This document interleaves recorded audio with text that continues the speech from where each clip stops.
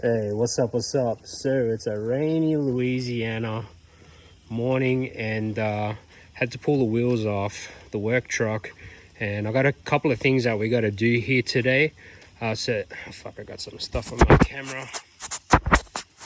Shit. So we basically added some white wrap to the BADLAB CLS, and now it looks like a 2007 second generation Tundra in the SR5. So the BADLAB CLS is gone, and I know some of you are probably thinking, wow, that's a that's a really big change. And let me tell you, it is. But this truck's going to be a part of the big picture. I'd been planning on trying to track something like this down early next year, but it just so happens that one came up local. And as you guys know, whenever you try to find something that you want, you generally have to travel or do quite a lot of research to find something not too far away from you. So this one popped up local. It came from Vanthro Toyota here in Monroe, and there's some interesting facts about this truck. I feel very lucky to have been able to pick this up and make it happen as quickly as possible. But basically it is a 2007 SR5 with the 5.7 with the iForce 5.7 in it. It's a 2x4/4x4 selectable. It's got a lift on it. I don't know what size the lift is. I think it's a 6-inch possibly, and it does have some aftermarket wheels on it. Outside of that, looks like it's had exhaust repaired, and the bed has been relined, obviously by someone that actually does bed liners. There's a plaque there in the corner, and this truck is stupid clean, and I'll explain to you why. It is a 180, I was just about to hit 188,000 miles, and after pulling the Carfax for this truck, we found out that it's basically a one-owner truck bought from Vanthro Toyota in 2007. It was serviced by Vanthro Toyota throughout its entire life, and then returned to Vanthro to sell here just recently, where I managed to jump on it. And so one-owner truck, averaging about 10,700 miles a year. And anybody that knows these Tundras will know that these will eventually become the most reliable truck in American history. And that's about it. We'll take a quick look at it, and we'll talk a little bit about some of the plans that I have for it as it becomes the BADLAB daily driver and the BADLAB work rig.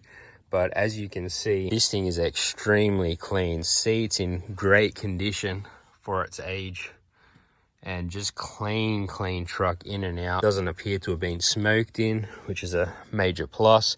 But it's got a little bit of cleaning up to do, don't get me wrong, but for the most of it, it's in a great spot. Very good spot. And so snap a screenshot of this because it's all going to disappear. But the centerpiece of this truck is really under the hood, and this is going to be testament to the life that it's had.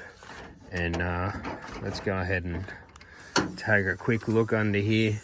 And when I tell you this truck is freaking clean, I understand that the dealerships tidy these guys up a little bit to sell, but you can tell that this thing has been really well looked after. It's got, I lost count of how many service records. There's 100 and something service records over the span of its life, but that's about it. So I'm gonna go over quickly some of the immediate plans we have. So number one, I'm going to pull the factory head unit out. I have a crush field double DIN conversion on the way to go into there, and I also have, we're going to pull the Kenwood DMX 709S out of the C63 because that car's going to go as well pretty soon. And we're going to put the Kenwood in here. I'm going to run RCA cables while that's done, so it's ready for future installs. And then I've already purchased a reverse camera because this handle, I actually managed to pull the tailgate down when I first looked at the car, but after that it never worked again, and I have a feeling I might have been the one that broke the camel's back, the donkey's back, or whatever you call it. But I've ordered a new rear tailgate handle that's got the camera in it already, so that'll come together. That'll give me a reverse camera because that's a minimum requirement for me, and obviously dash cam I'm gonna have put in here pretty shortly.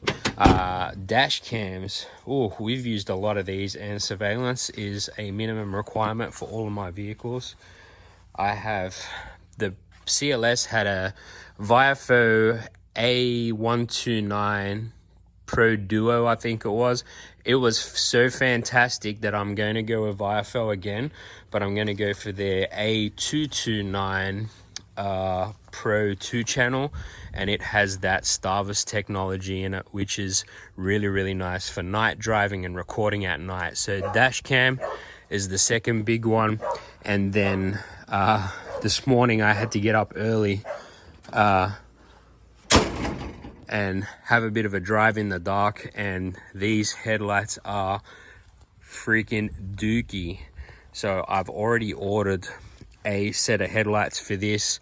I went for just a neat looking set of LED headlights. I know there's some mixed reviews on some different brands, but these guys take regular, I think they take H1s for the main globes, and so if I have to, I'll switch the globes out in it for something a lot nicer quality. But outside of that, the truck is absolutely immaculate. This rear bar has taken a small hit. That was really the only thing I could find on it. And then the only other nice little hit is there's a small ding in here and then a small hit here. But outside of that, the rest of the truck is super clean. So what else do we have planned for the BADLAB Tundra? We are going to obviously do a reasonably sized audio install in it. I'm going to take off the weather strip on the front, on the hood. Bull bar is going to come off. It had a toolbox on the back, which I've already taken off.